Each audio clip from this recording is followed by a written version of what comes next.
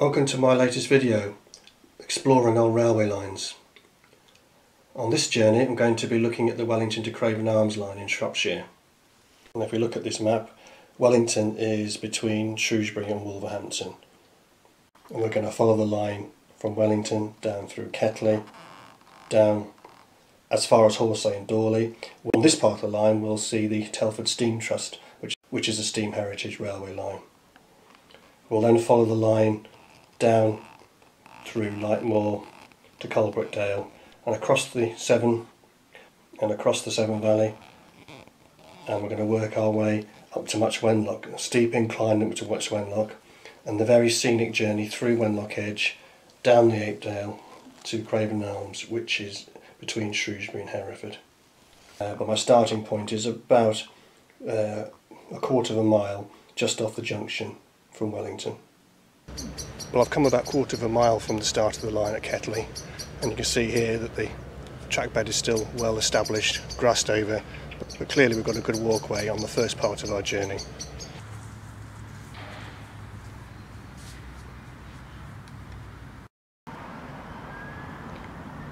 We're now about half a mile down the line, looking north here, and for pan south you can see the main road from Oakengates to Wellington coming up through Ketley.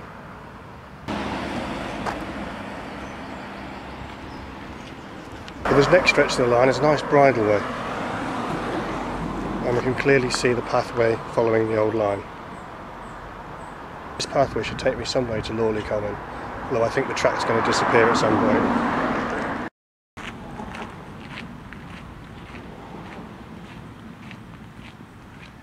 Well, I'm going to do a detour now around to the other side of the M54, which you can hear about 300 yards away at the other end of that vegetation.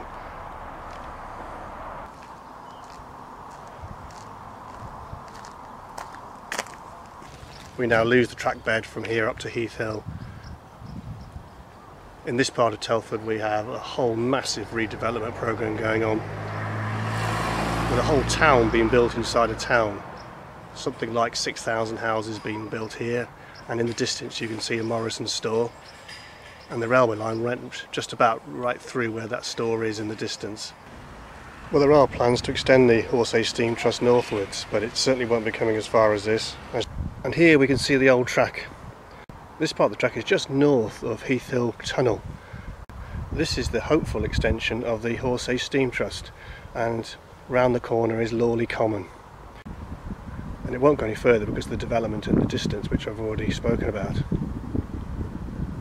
As far as I'm aware, the Steam Trust has got permission now to run trains north of this through the tunnel. At the moment the Horsey Steam Trust only runs as far as the other side of the tunnel, the south side. Well, as far as I'm aware, they have permission to run trains from through the tunnel up here onto the north side and round up right down to Lawley Common. I'm on the line itself now looking north, and those trucks in the distance are as far as the line goes at present. And if I span round to the south, we can see the entrance to Heath Hill Tunnel. Not a long tunnel because you can see the line through the other side. That is as far as the steam trains go from the Horsey Steam Trust at present. I've come round to the south side, and again you can see how overgrown it is here, even though the railway track is down below us. But you can just see the south end of the Heath Hill Tunnel. Well, I've arrived at Telford Steam Railway here at Horsey, and Heath Hill Tunnel is about half a mile up the line. At present the track here is only about a mile in total in a sort of V shape, and hopefully in the near future we'll have trains running a good mile and a half north of here and south down to Ironbridge.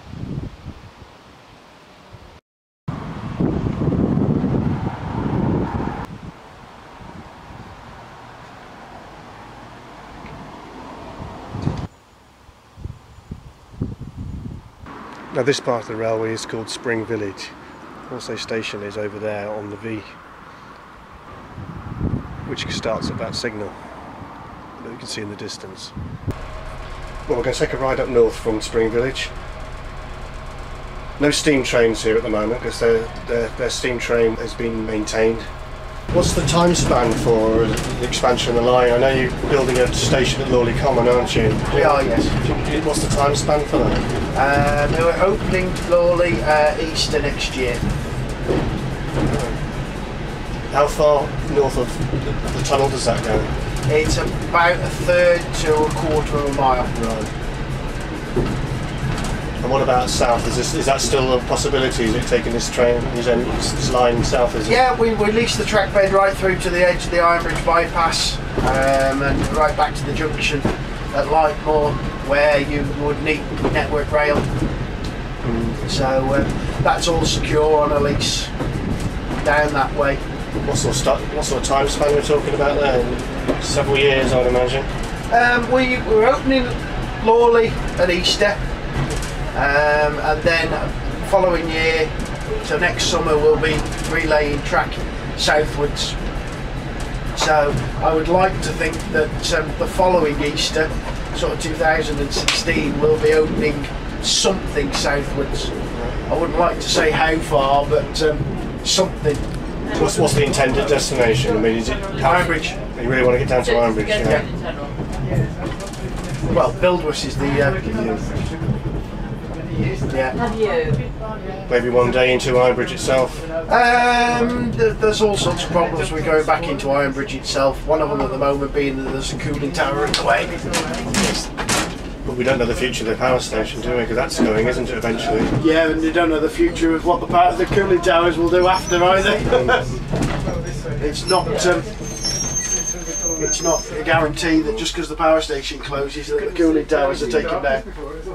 So where we are here, you are above the cooling towers at Ironbridge Power Station. By the time you get to alongside them, you're below them. So which gives you an idea of the vertical distance. So it's a continual gradient, so it doesn't change. It's 1 in 40, it slackens to 1 in 80 across Lightmoor Junction.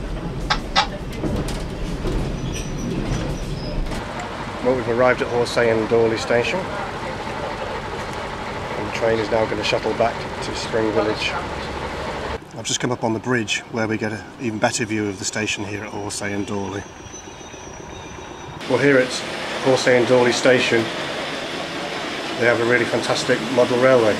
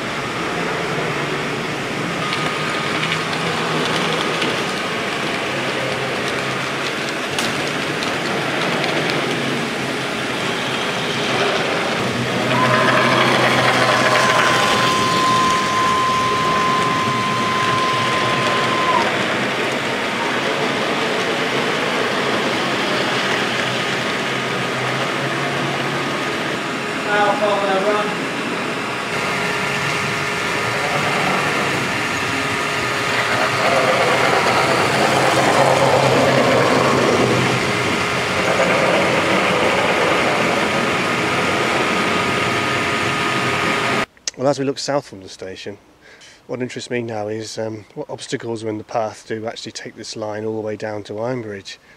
I'm going to head off now and see how far this track actually goes. We're about a quarter of a mile now south of Horsey station. As you can see, the track is still down, usable today. And if we look south, the track continues.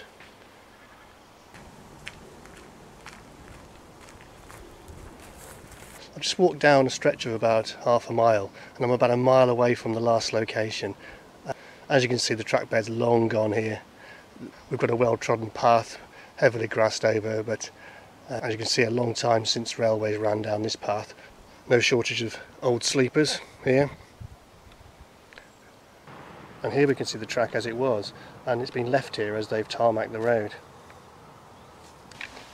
Well, I've come another half a mile down track and we've had to head through the woods, and if I pan south we cross the local road and the woods continue. Now the wood stretched for about another 400 yards and then becomes one of the big barriers, which is the bypass. Well, this is the Ironbridge bypass, built between 1988 and 89. And it was built to ease the traffic going through Ironbridge. As we look north, we can see the track bed coming down. I didn't realise there was a bridge here, so that would possibly make it a little bit easier for extending the line down south.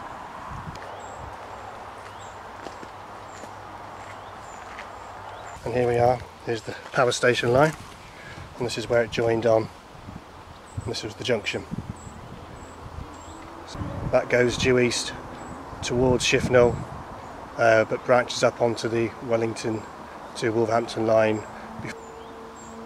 And if we look west, that's now going to go west for a while and down into the valley and southwest to the power station. Well, we've arrived in Coalbrookdale at Ingenuity. I've stopped here because of this magnificent viaduct. And if we pan from the north, now this magnificent viaduct is where the railway runs across, and it's about a mile now away from its destination, Ironbridge Power Station at Buildwas.